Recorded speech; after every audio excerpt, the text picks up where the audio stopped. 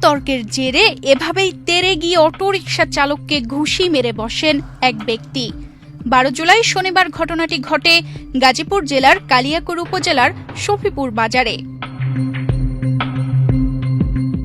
Autorickshaw চালককে যিনি ঘুষি মেরেছিলেন তিনি কালিয়াকৈর পৌর বিএনপির আহ্বায়ক এবং শফিপুর বাজার সমিতির সাবেক সভাপতি মামুদ সরকার। এই ঘটনার একটি ভিডিও সামাজিক যোগাযোগ মাধ্যমে ভাইরাল হলে তা ব্যাপকভাবে আলোচনা সমালোচনার জন্ম দেয়।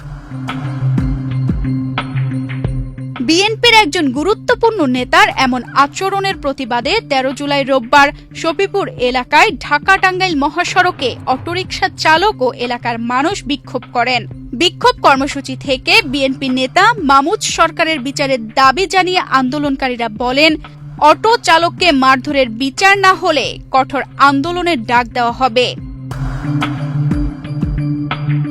এ বিষয়ে অভিযুক্ত কালিয়াকৈর পৌর বিএনপির আহ্বায়ক ও শফিপুর বাজার সমিতির সাবেক সভাপতি মামুদ সরকার বলেন, অটোরিকশা চালক তাকে পেছন থেকে মেরে দিয়েছিল, তাই তিনি একটা চড় মেরেছেন।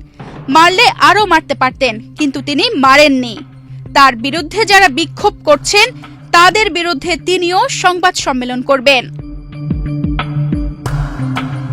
তানজিদা রহমান ইনায়া, বাংলাদেশ প্রতিদিন।